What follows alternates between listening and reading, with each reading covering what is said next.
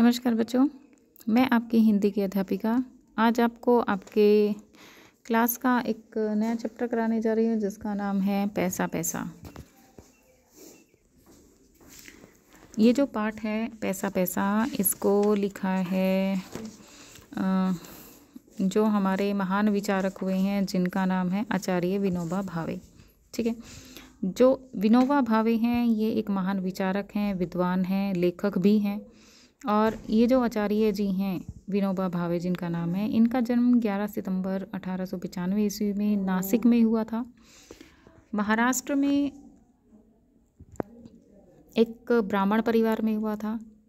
इनकी मानसिकता और जीवन शैली प्रभावित करने में इनकी मानवता का जो है बहुत बड़ा योगदान था, यानी कि इनकी जीवन शैली को, इनके विचारों को थोड़ा अलग विचार देना या अलग तरह मोड़ने में इनकी माता का योगदान रहा है। इन्हें गांधी जी के उत्तरदायित्व के रूप में देखा जा सकता है। इनका सबसे बड़ा योगदान था सन 1955 में भूदान आंदोलन में। ठीक है, इन्होंने भूदान आंदोलन आरंभ किया था। विनोबा भावे ने बहुत से लेख लिखे हैं। संस्कृत को आम जन के समझने के योग्य बनाने का इन्होंने प्रयास किया है। इन्हें अनेक भाषाओं का ज्ञान था। विनोबा भावे पहले व्यक्ति थे जिन्हें अंतर्राष्ट्रीय रैमन मैग्सेसे सम्मान प्राप्त हुआ था। मृत्यु के पश्चात सन 1983 ईस्वी में इन्हें सर्वोच्च नागरिक सम्मान यानी कि भारत रत्न से सम्मानित किया गया था। 15 नवंबर 1982 को विनोबा भावे जी का निधन जो है वो हो गया था।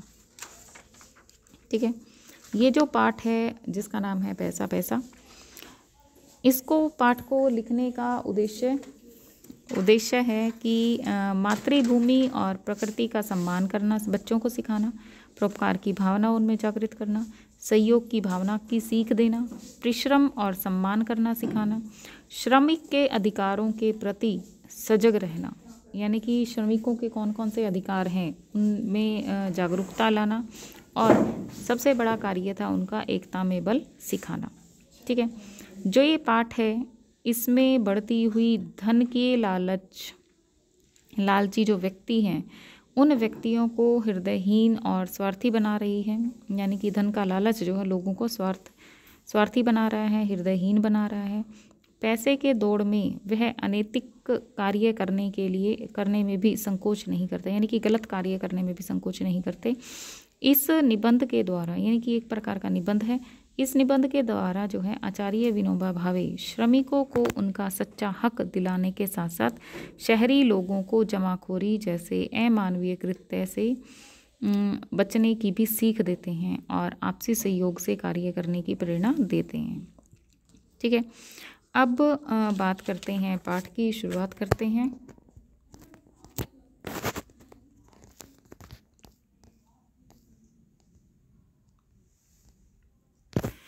पाठ इस प्रकार से है। हिंदुस्तान की ज़मीन में कितनी ताकत है, वह हमें भूखा नहीं रख सकती। यहाँ गंगा, यमुना, कृष्णा, गोदावरी जैसी अच्छी अच्छी नदियाँ हैं, अच्छे अच्छे पहाड़ हैं, वनस्पतियाँ हैं, जड़ी बूटियाँ हैं, अनाज हैं, फल तरकारियाँ, फल यानी कि फल जो फ्रूट खाते हैं, तरकारियाँ होती हैं सब्जी। ठीक है, फल तरकारियाँ यानी कि फल और सब्जियाँ, मेवे, सब कुछ है, क्या नहीं है। यहाँ पर हमारे भारत की जो समृद्धि दर्शाई गई है कि यहाँ पर नदियाँ भी हैं, अच्छे पहाड़ भी हैं, वनस्पतियाँ भी हैं, दवाइयाँ भी यहाँ पर बनती है, अनाज भी पैदा होता है, फल सब्जियाँ भी हैं, सूखे मेवे जैसे काजू, बादाम, अखरोट, ये सारी चीज़ें होती हैं, वो सब हैं। ठीक है, अच्छे अच्छे मतलब पूरा धन धान्य से परिपूर्ण जो है हमारा हिंदुस्तान देश है। आगे विनोबा भावे जी कहते हैं कि परमेश्वर ने इतनी उत्तम उत्तम देन हमें दी हैं, उनमें हमें 2 हाथ दिए हैं, बुद्धि दी है, हृदय दिया है। ठीक है, और उनसे हम पर कितना प्रेम बरसाया है, यानी कि भगवान ने हम पर पूर्ण कृपा की है, हम पर कितना उपकार किया है, कमी किस चीज़ की है, लेकिन बीच में हम भूल गए हैं कि पैसे के बहकावे में आकर भगवान का नाम लेने के बदले पैसे का नाम लेने लगे हैं। यानी कि हम धन दौलत में इतना डूब गए हैं या लालची इतना हो गए हैं कि हमने भगवान को भूलकर सिर्फ पैसे को ही अपना सब कुछ मान लिया है। आगे वो ये कहते हैं विनोबा भावे जी कि इन दिनों तो यह होता है कि कोई पड़ोसी की भी सेवा करते हैं तो वो उससे भी पैसे मांग लेता है। यानी कि उनका अगर कोई काम करना हो तो काम करने के एवज में वो क्या करते हैं, उनसे पैसे मांग लेते हैं कि मैं तुम्हारा ये काम कर दूंगा तो मुझे इतने पैसे चाहिए। बीमार आदमी डॉक्टर से औषधि मांगता है तो डॉक्टर भी उससे पैसे मांगता है। पहले ऐसा नहीं था। गांव का बढ़ई हर किसी के घर में से काम निकलता था और वह कर देता था, पैसे नहीं मांगता था। ठीक है, कुल मिलाकर ये है कि पहले ऐसा नहीं था कि काम करने के बदले पैसे नहीं मांगे जाते थे। ठीक है, लेकिन आजकल क्या है, लोग जो है काम करने के बदले में पैसे मांगते हैं।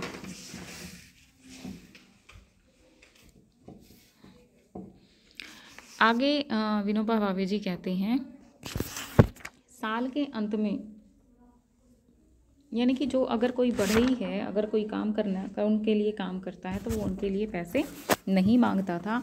वो क्या करते थे कि साल के अंत में जब फसल होती थी, ठीक है, तो वो क्या करते थे, हर किसान क्या है एक फसल का एक हिस्सा जो है बढ़ई के घर पर पहुंचा देता था। देखो पैसे मांगने का मकसद क्या होता है हमारा, हम अपनी ज़रूरत की चीज़ों की पूर्ति कर लें। लेकिन पहले जो है वस्तु विनिमय का जो है कार्य होता था, वस्तु में विनिमय किया जाता था। यानी कि एक चीज़ के बदले दूसरी चीज़ लेना या एक काम के बदले कोई वस्तु ले लेना। ठीक है, आदान प्रदान पैसे का नहीं होता था। आजकल क्या करते हैं, हम कोई सामान खरीदते हैं तो पैसे देते हैं, लेकिन पहले क्या होता था, अगर हम कोई सामान खरीदते हैं तो उसके बदले में उनको कुछ वस्तुएं दे देते थे, जैसे अनाज दे दिया, चावल दे दी, दाल दे दी। अगर कोई किसान के घर का कोई काम करना है तो किसान क्या करता है, उसके बदले में उसको अनाज दे देता है। या वो अगर बढ़ई है, कुछ किसान के लिए कोई काम करता है तो अगर वो उसको अनाज दे रहा है तो उसके बदले में वो उसके घर का काम जो है वो कर देता था। यानी कि काम के बदले में क्या करते हैं, हम वस्तुओं का आदान प्रदान करते हैं। इसको वस्तु विनिमय कहा जाता है। ठीक है, अब वो कहता है कि जब साल के अंत में जब फसल होती थी तब हर किसान फसल का एक हिस्सा बढ़ई के घर पर पहुंचा देता था।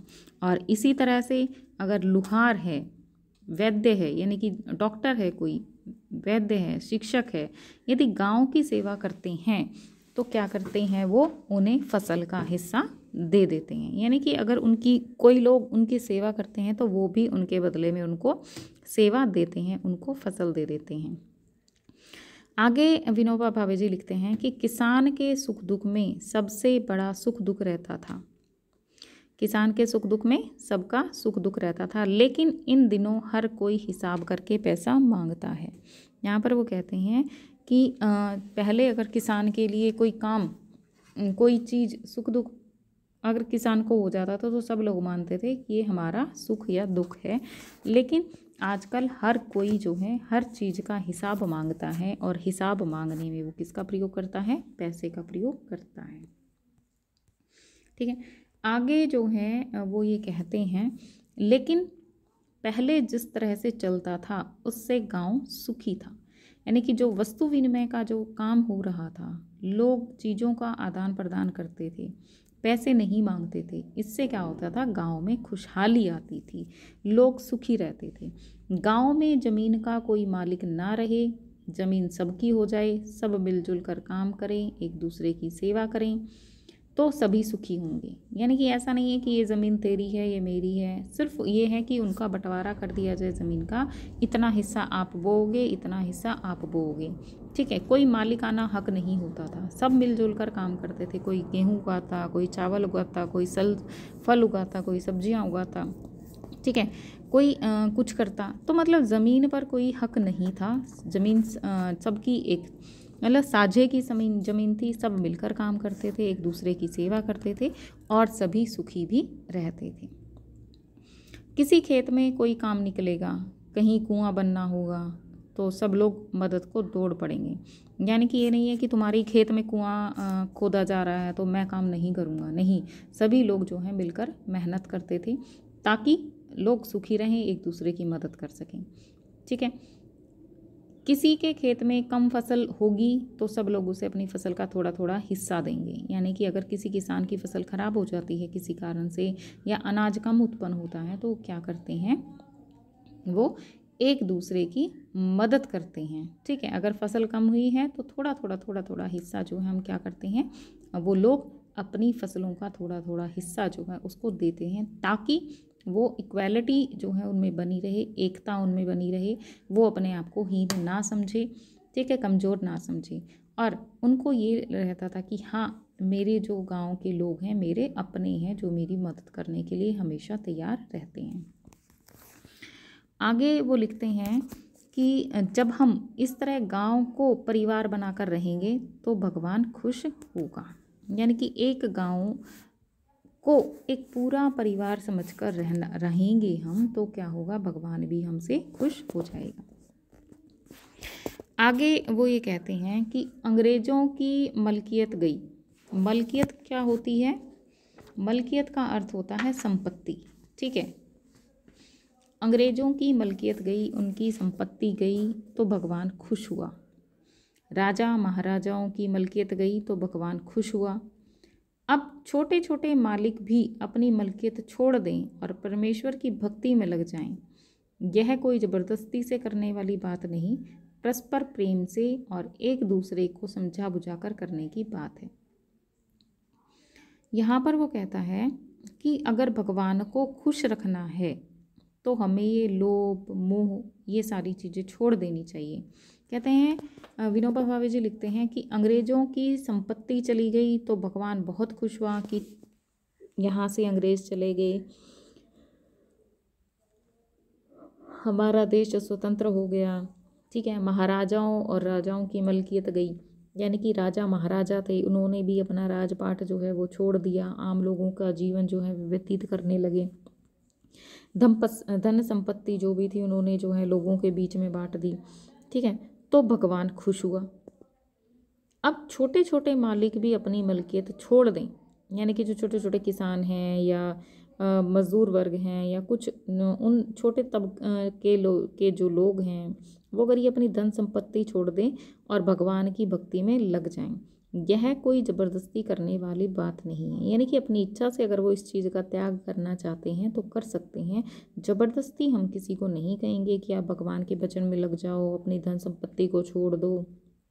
ठीक है। इस तरह की बातें कहते हैं ये कोई ज़बरदस्त करने वाली बात नहीं है, परस्पर प्रेम से और एक दूसरे को समझा बुझाकर करने की बात है। यानी कि आप उनके मन में इस प्रकार के विचार जो हैं वो उनकी भावनाएं जो हैं वो पैदा करो, अपने देश के प्रति न्यौछावर होने की भावना को पैदा करो, भगवान के प्रति प्रेम की भावना को पैदा करो।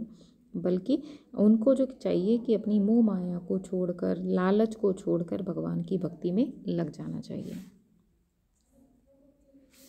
आगे वो ये कहते हैं कि आज कुछ ज़मीन के मालिक बन बैठे हैं जबकि सब मुटिया मजदूर हैं।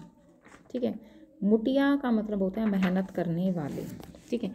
आज कुछ लोग हैं जो मकान मालिक जो ज़मीन के मालिक बन बैठे कि ये ज़मीन मेरी है, इस पर मेरा हक है, और बाकी के जो कुछ लोग जो बचे हैं, मतलब कुछ लोग जो हैं जो अपना हक जमाते हैं और बाकी के जो लोग हैं जो मेहनत मजदूरी करते हैं, ठीक है, मेहनत के बल का करके खाते हैं, वो बाकी जो लोग बचे हैं वो क्या करते हैं, मेहनत करके खाते हैं। लेकिन ये जो मुटिया है, यानी कि ये जो मेहनत करने वाले लोग हैं, ठीक है, जो शारीरिक मेहनत करने वाले जो लोग हैं, ठीक है, वे ही मूल हैं, वे ही बुनियादी हैं, यानी कि वे ही सच्चे व्यक्ति कहे गए हैं जो मेहनत करके खाता है।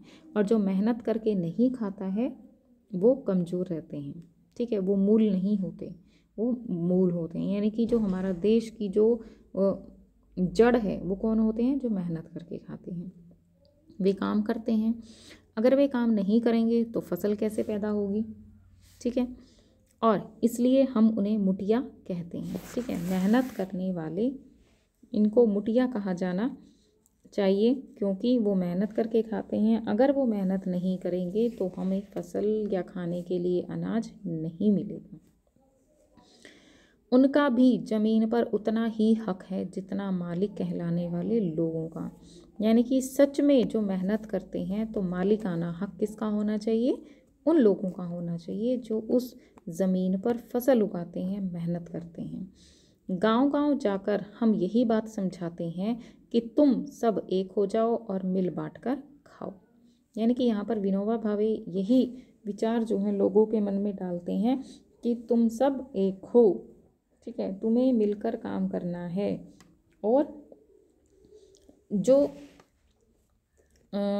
गांव-गांव में यही बात वो फैलाते हैं कि सबको मिलकर एक हो जाना चाहिए, मिल बांट कर काम करना चाहिए, मिल बांट कर खाना चाहिए और मिल बांट कर काम करो और एक दूसरे की सेवा करो, ठीक है। यानी कि वो कहना चाहते हैं कि कभी भी अपने मन में वैर भावना मत लाओ या अपने को बड़ा या उसको छोटा मत समझो, एक दूसरे को एक समान मानो और एक दूसरे की सेवा करो, ठीक है। आगे वो ये कहते हैं, भगवान ने हमें काम करने के लिए 2 हाथ दिए हैं, फिर मुश्किल क्या है। विनोबा भावे जी ये कहते हैं कि भगवान ने हमें काम करने के लिए 2 हाथ दिए हैं, ठीक है। कोई भी काम मुश्किल नहीं है।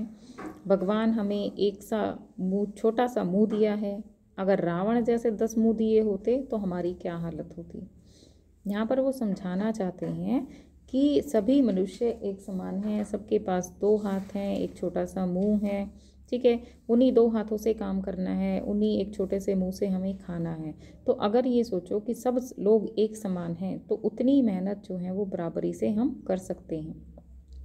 जितनी मेहनत दूसरा व्यक्ति करता है उतनी मेहनत जो है हम भी कर सकते हैं, ठीक है। आगे वो ये कहते हैं कि अगर रावण के 10 मुंह होते, यानी रावण के जैसे हमारे 10 मुंह होते तो हमारी क्या हालत होती। यानी कि रावण की दुर्गति हुई थी तो हमारी भी दुर्गति होती। आगे विनोबा भावे जी कहते हैं कि पर भगवान ने हमें 10 मुंह वाला राक्षस नहीं बनाया है, लेकिन ये शहर के लोग राक्षस होते हैं। वे अपने पास 10 लोगों का अनाज रख लेते हैं। कहने का मतलब ये है कि कुछ व्यक्ति ऐसे होते हैं जो लालची होते हैं, या ये कह लो कि धोखाधड़ी करने वाले जो लोग होते हैं, जो अगर सरकार ने नियम बना दिया कि प्रत्येक व्यक्ति को 1 महीने में 3 किलो गेहूँ जो है वो मिलना है, लेकिन बहुत सारे लोग ऐसे होते हैं जो इस प्रकार के अन्न को छिपा कर रखते हैं और सभी को समान मात्रा में अन्न नहीं मिलता है, तो उसको जो है यहाँ पर रावण का दर्जा दिया गया है। यानी कि वो 10 मुंह वाला राक्षस है, राक्षस के समान है, जो दूसरों के हक पर अपना जो है हक जमा लेता है, दूसरों के हिस्से पर अपना हक जमाता है, ठीक है। तो आगे वो ये कहते हैं कि ऐसे लोग जो होते हैं उनको धन का लालच होता है और वो धन के लालच में आकर ढेरों अनाज जो है वो जमा करके रखते हैं। लेकिन क्या होगा, एक दिन ऐसा आएगा कि उनको जब मृत्यु हो जाएगी तो जितना भी उन्होंने धन दौलत इकट्ठी की है, अनाज जो है वो इकट्ठा किया है, ढेर सारा धन उसने इकट्ठा किया है, वो सब छोड़कर चले जाना होगा। यानी कि जब उसकी मृत्यु होगी तो उसके पास कुछ भी शेष नहीं बचेगा, ठीक है। अगर हम इसी तरह चलेंगे तो कभी भी सुखी नहीं होंगे। यानी कि हमें जो है लालच नहीं करना है, एक दूसरे का साथ देना है, ठीक है, और एक दूसरे के प्रति ईर्ष्या नहीं करनी है, लालच ज़्यादा नहीं करना है। जितनी अपने खर्च करने की क्षमता है 1 महीने में या 1 दिन में, या जितनी हमें हमारी आवश्यकता है उसी के अनुसार जो है हमें खर्च करना चाहिए या उसी के अनुसार हमें कमाना चाहिए, ताकि हम लालच में ना पड़ें। जो 99 का जो फेर है उसके लालच में कभी नहीं पड़ना चाहिए। एक प्रकार का जो है ये 99 का फेर क्या है, एक मुहावरा है जो कभी भी पूरा नहीं होता। यानी कि अगर किसी व्यक्ति के पास 99 सिक्के हैं या 99 रुपये हैं तो क्या चाहता है कि 1 रुपया और मेरा मिल जाए तो मेरे पूरे 100 रुपये हो जाएंगे। लेकिन ये जो 99 का जो फेर होता है वो कभी भी पूरा नहीं होता है। अगर बाय चांस किसी का ये पूरा हो भी गया किसी के को 100 सिक्के मिल गए या 100 रुपये उसके कंप्लीट हो गए, तो क्या होगा, उसके मन में जो है वो लालच की भावना तो आएगी, उसके साथ जो है वो घमंड भी उसके मन में आ जाएगा। तो यही बात यहाँ पर विनोबा भावे जी कहते हैं कि हमें जो है सिर्फ अपनी क्षमता के अनुसार जितनी हमारी आवश्यकता है उतना ही हमें खर्च करना चाहिए, उतना ही हमें बचा कर रखना चाहिए, ताकि दूसरे लोगों के हिस्से में भी कुछ अनाज, कुछ धन या कुछ ऐसी चीज़ें जो आ जाए जो उनकी आवश्यकता को पूरी कर सकें। ठीक है, वो ये कहते हैं कि अगर हम इस तरह से नहीं करेंगे तो हमारा जो है क्या होगा, हम कभी भी सुखी नहीं रह सकते हैं। आगे भावे जी ये कहते हैं, विनोबा भावे जी वो कहते हैं, आगे विनोबा भावे जी कहते हैं कि इन दिनों तो यह होता है, नहीं वो ये कहते हैं कि जब अपने हाथों से काम दूसरों की सेवा करेंगे, जब हम अपने हाथों से काम करेंगे और दूसरों की सेवा करेंगे तभी जो है हमें सुख मिलेगा। यानी कि हमें जो है अपना काम स्वयं करना होगा, दूसरों से नहीं करवाना। और अपना काम स्वयं करने के साथ साथ क्या है, हम दूसरों का भी काम करें, दूसरों को भी सेवा करेंगे, उनकी सेवा करेंगे तो हमें क्या होगा, सुख की प्राप्ति होगी। लेकिन आज हम अपने हाथों का उपयोग छीनने में करते हैं। ठीक है, हम अपना काम स्वयं नहीं करते। ठीक है, हम क्या करते हैं, अपना काम दूसरों से करवाते हैं। और क्या करते हैं, तो हम क्या करते हैं आजकल, अपना काम स्वयं नहीं करते हैं बल्कि हम अपना काम दूसरों से करवाते हैं। ठीक है, और अगर कोई काम अच्छा कर रहा है तो हम उसको डिमोटिवेट करते हैं कि आप तो उसकी तारीफ़ नहीं करते, हम जो है लोगों की कमियां जो हैं छानने की कोशिश करते हैं। ठीक है, हमारे पड़ोसी के 2 हाथ हैं और हमारे भी 2 हाथ हैं। ठीक है, बल्कि हमारे हमसे ज़्यादा वो अगर ज़्यादा काम कर लेते हैं तो हमें उनसे जेलसी फील होती है। ठीक है, भगवान ने उनको भी 2 हाथ दिए हैं, हमको भी 2 हाथ दिए हैं, लेकिन अगर वो इसमें हमसे कुछ बेहतर काम करते हैं या कुछ ज़्यादा काम कर लेते हैं तो हमारे मन में क्या है, वो लालच आ जाता है, या हम उनसे जेलसी फील करते हैं, उनसे जलन महसूस करते हैं कि उसने ऐसा काम कैसे कर दिया। ठीक है, तो हम उसके काम को बिगाड़ने की कोशिश करते हैं। ठीक है, अगर आपके 2 हाथ और उसके 2 हाथ और हमारे 2 हाथ मिलकर काम करेंगे तो सबको खाना मिलेगा। लेकिन आज हमारे 2 हाथ उसके 2 हाथों को काटते हैं। यानी कि वो कहते हैं कि हमें जो है मिलजुल कर काम करना चाहिए, एक दूसरे की मदद करनी चाहिए।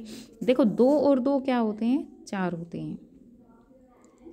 ठीक है, 1 और 1 2 नहीं होते, 1 और 1 11 होते हैं। ठीक है, तो ये कहते हैं कि 2 हाथ हमारे मिलेंगे, 2 हाथ अगले व्यक्ति के मिलेंगे, हमारे पड़ोसी के या जो भी है। ठीक है, अगर 2 और 2 मिलकर क्या होता है, 4 होता है, यानी कि काम बेहतर होता है। तो वो कहते हैं कि हमें मिलजुल कर काम करना चाहिए। ठीक है, ऐसा नहीं है कि अगर मैंने काम कर लिया तो मैं उसकी हेल्प नहीं कराऊंगा या उसकी मदद नहीं करूंगा, बल्कि हमें जो है उसकी मदद करनी चाहिए। ठीक है, उसके 2 हाथ हमारे हाथों को इसलिए सब दुखी हैं। ठीक है, हम क्या करते हैं, उनके हाथों को काटने की कोशिश करते हैं, उनके काम को कम करने की कोशिश करते हैं, उनको डिमोटिवेट करते हैं। ठीक है, तो हम क्या चाहते हैं, हमें क्या करना चाहिए कि हमें एक दूसरे की जो है वो मदद करनी चाहिए। ठीक है, और हमें जो है उनके हाथों को सब कुछ जो है उनके साथ मिलकर चलना चाहिए। 2 और 2 4 होना चाहिए। ठीक है, 1 और 1 11 की भावना जो है हमें रखनी चाहिए। ठीक है, तो वो कहते हैं कि अगर हम एक दूसरे की मदद करेंगे तो हमारे देश में, हमारे समाज में कोई भी व्यक्ति दुखी नहीं होगा।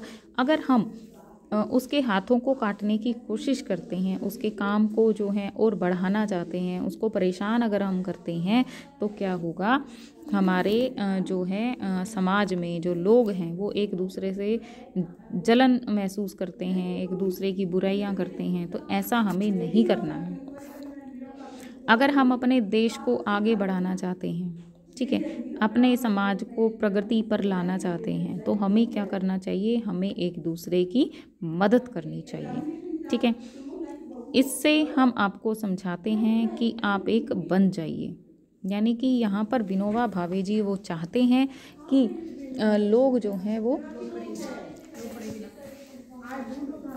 ठीक है, यहाँ पर विनोबा भावे जी वो ये चाहते हैं कि लोग जो हैं वो एक दूसरे की मदद करें, अपने देश को आगे बढ़ाएं, अपने देश का सम्मान आगे बढ़ाएं। अगर हम अपने लोगों को की मदद करेंगे तो हमारा देश ही प्रगति के पथ पर आगे होगा। अपने देश के प्रति, अपनी प्रकृति के प्रति जो है सम्मान की भावना को हमें जागृत करना है, परोपकार की भावना को जागृत करना है, सहयोग की भावना को जागृत करना है। यानी कि लोगों के मन में जो है क्या है, इसके जो सहयोग की भावना है, एक दूसरे की मदद करने की जो भावना है वो हमें जागृत करनी है,